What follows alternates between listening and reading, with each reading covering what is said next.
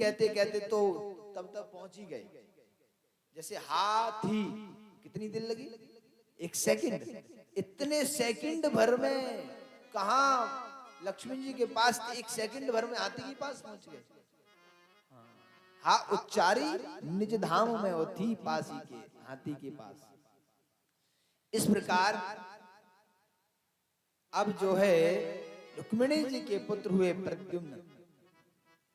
प्रद्युम्न हुए जो कि प्रद्युम्न को सम्रासुर ने प्रसूति का गृह से उठा लिया।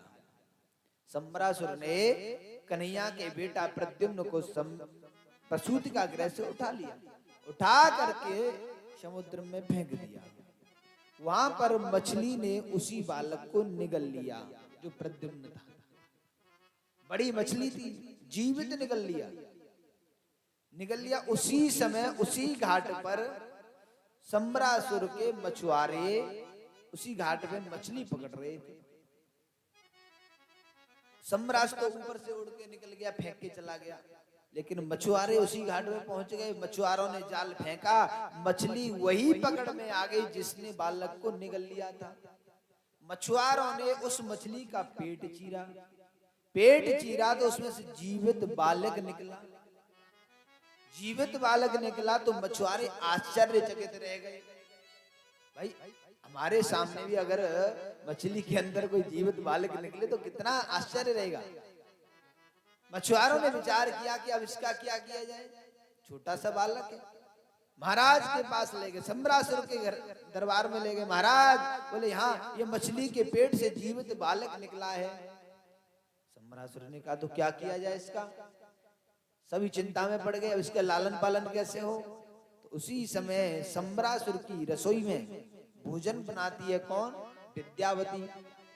विद्यावती ने कहा महाराज मेरे पास कोई संतान नहीं है, आप इस बालक को मुझे दे दीजिए, मैं इसका लालन पालन करूंगी। सम्राट ने कहा अच्छी बात है, ठीक है आप ले लो।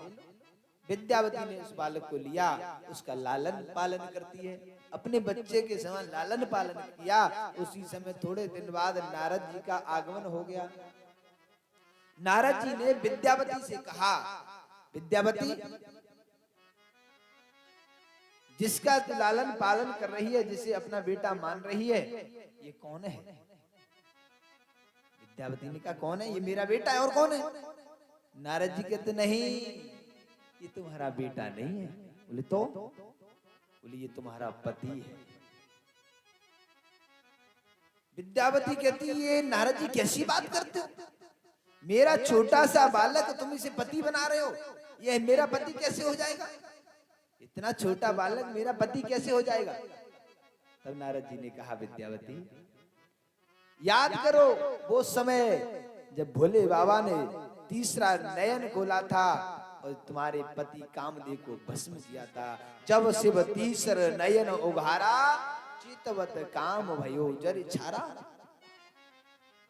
जब भोले बाबा ने तीसरा नेत्र खोला, तुम्हारे पति कामदेव जल करके भस्म हो गए थे।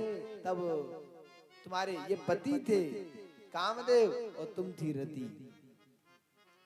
तब तुमने हाथ जोड़ के प्रार्थना की थी, हे प्रभु मेरे पति मुझे प्राप्त हो। तो उसी समय भोले बाबा ने आशीर्वाद दिया था। इसीलिए वही तुम्हारे पति कामदेव ही ये बालक बनकर के तुम्हारे पास आए हुए हैं।